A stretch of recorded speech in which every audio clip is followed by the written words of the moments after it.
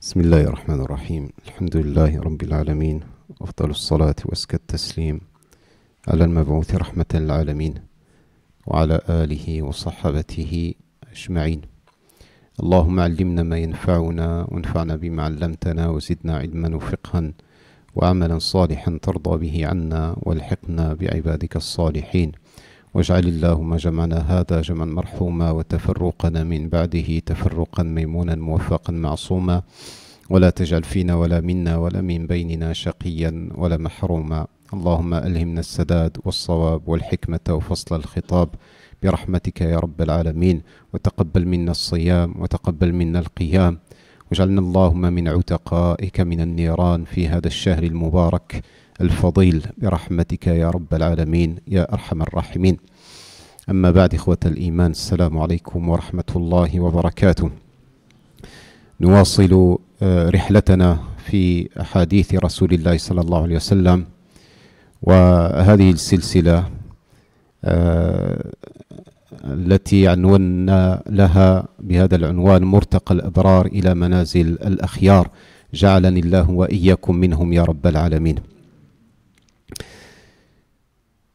يروي الإمام الترمذي رحمه الله تعالى في سننه من حديث أبي هريرة رضي الله عنه قال: وقف رسول الله صلى الله عليه وسلم على أناس جلوس، وقال لهم نبينا محمد صلى الله عليه وسلم: ألا أخبركم بخيركم من شركم؟ فسكتوا. ألا أخبركم بخيركم من شركم؟ فلم يجرؤ أحد أن يتكلم، وإنما سكتوا كلهم.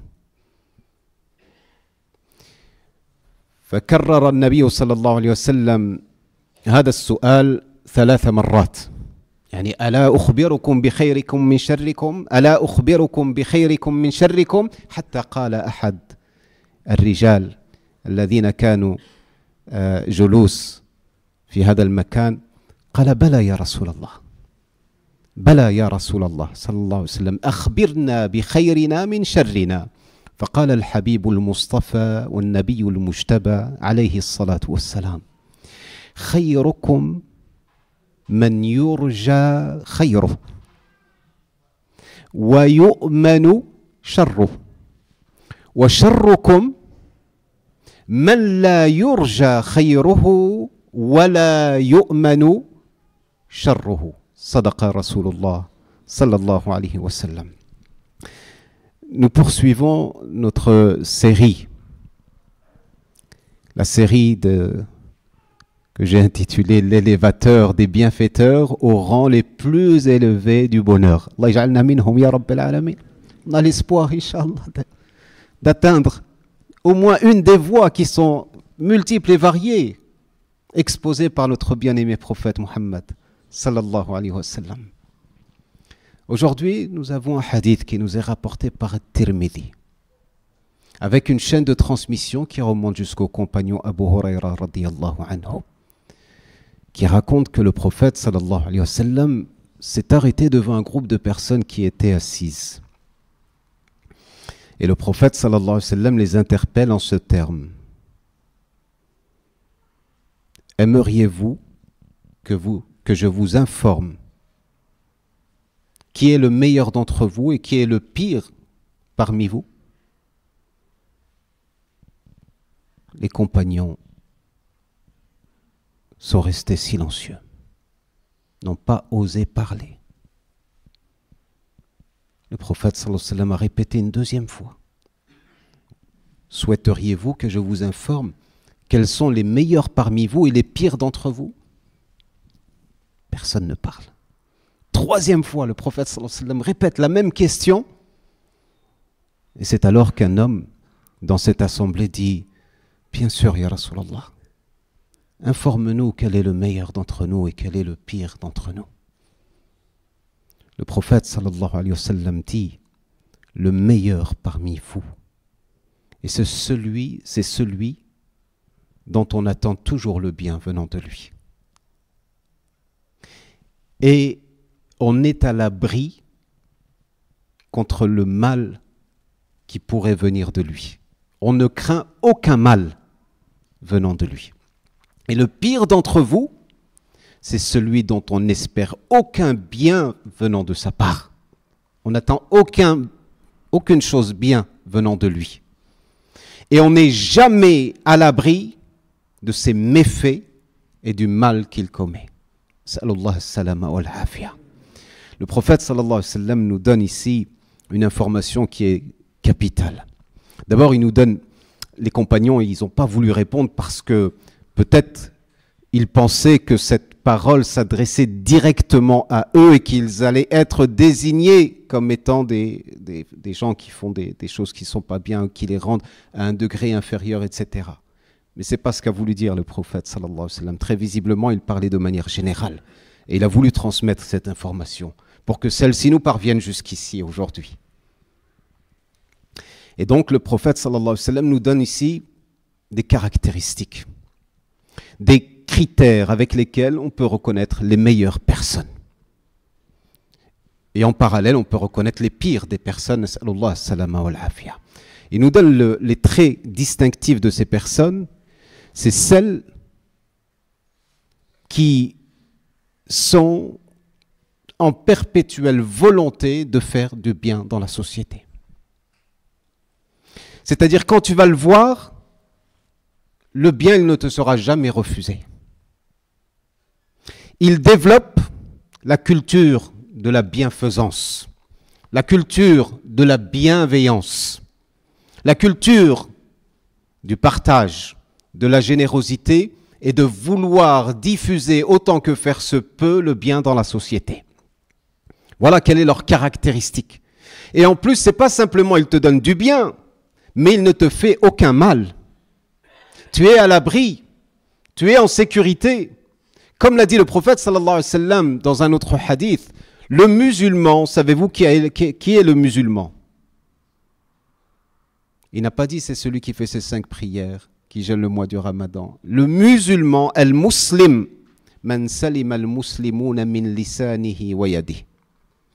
C'est celui dont les autres sont à l'abri du mal de sa langue, il ne dira jamais du mal sur les autres. Et sont à l'abri du mal de sa main, il ne tendra jamais sa main vers autrui pour leur faire du mal. Et le prophète sallallahu alayhi wa sallam dit dans un autre hadith, al-mu'min, le croyant, man aminahu nasu ala amwalihim wa anfusihim, le véritable croyant, c'est pas celui qui croit en l'unicité de Dieu au jour du jugement dernier, hein, tous les 6 piliers que vous connaissez par cœur. C'est des choses acquises, sur lesquelles on ne revient pas. Mais l'essentiel de la foi, ce moteur qui habite ton cœur, c'est celui qui t'empêche de faire du mal. C'est celui dont les autres sont à l'abri du mal. C'est celui dont les autres ne craignent rien, ni pour leur richesse, ni pour leur personne. Contrairement à ce qu'on véhicule l'image de certains musulmans qui seraient des voleurs, qui seraient des malfaiteurs, qui seraient violents. Ce n'est pas ça le véritable croyant. Le véritable croyant, c'est celui qui se maîtrise. C'est celui qui met à l'abri les autres contre ses propres méfaits. Et donc le prophète sallallahu alayhi wa sallam ici nous donne le trait caractéristique de ces meilleures personnes. Allahumma ja'alna minhum ya rabbil alamin. C'est celui quand tu vas le voir, il va te donner du bien, ou il va te faire du bien, ne serait-ce qu'un sourire. Un sourire. Le prophète sallallahu alayhi wa sallam a dit لن تدخلوا الجنة حتى تؤمنوا ولا تؤمنوا حتى تحابوا أفلا أدلكم على شيء إذا فعلتموه تحاببتم. Le prophète sallallahu alayhi wa sallam dit vous n'entrerez jamais au paradis tant que vous n'avez pas la foi. Et vous n'aurez jamais la foi, la véritable foi, si vous vous aimez pas mutuellement. Souhaiteriez-vous, aimeriez-vous que je vous informe une action, une pratique d'une chose, si vous la faites, vous allez vous aimer? Ils ont dit bien sûr, ya Rasulallah. Regardez la suite logique. La suite logique.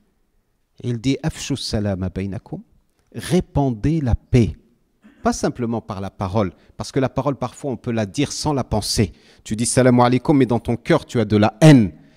Tu dis salam alaikum, mais dans ton cœur, tu ne le souhaites pas du bien. Quelle incohérence entre la langue et le cœur. C'est une incohérence totale. La paix, assalamu alaykum, c'est-à-dire que tu souhaites que la paix se propage, se enveloppe, couvre l'ensemble des personnes à qui tu t'adresses. C'est pas le cœur prononce une parole et dans ton cœur c'est sombre. La langue, prononce une parole et le cœur est sombre. Sombre de mauvaises intentions. C'est pas ça le véritable croyant. Le véritable croyant, et le meilleur d'ailleurs des croyants, c'est celui quand tu vas le voir, tu obtiens le bien auprès de lui. Et il te met à l'abri contre ses propres méfaits. Par contre, le pire, c'est celui de qui tu n'obtiendras jamais aucun bien. Et tu n'es pas à l'abri, tu n'es pas en sécurité contre les méfaits de cette personne-là. Alors le prophète sallallahu alayhi wa sallam nous donne les deux extrémités. Il y a le meilleur, il y a le pire. Mais entre les deux, il y a aussi des degrés. Il y a aussi des degrés. Parce que si on fait une division logique, on peut en déduire qu'il y a des degrés intermédiaires. Le degré intermédiaire, c'est celui dont tu n'espères pas le bien, mais tu es à l'abri contre le mal. C'est vrai ou pas? La troisième catégorie, c'est celui dont tu peux obtenir du bien, mais il ne te fera pas de mal. Donc ces catégories-là, en fait, le prophète sallallahu alayhi wa sallam hiérarchise les degrés les plus élevés, les plus supérieurs, qui rendent les personnes meilleures. Allahumma ij'alna minhum ya rabbil alamin. Wa aqulu qawli hadha wa astaghfirullah li wa lakum fastaghfiruhu innahu huwal ghafurur rahim. Subhanaka Allahumma wa bihamdika nashhadu an la ilaha illa anta nastaghfiruka wa natubu ilayk. Subhana rabbika rabbil izzati amma yasifun. Salamun al mursalin. Alhamdulillahi rabbil alamin.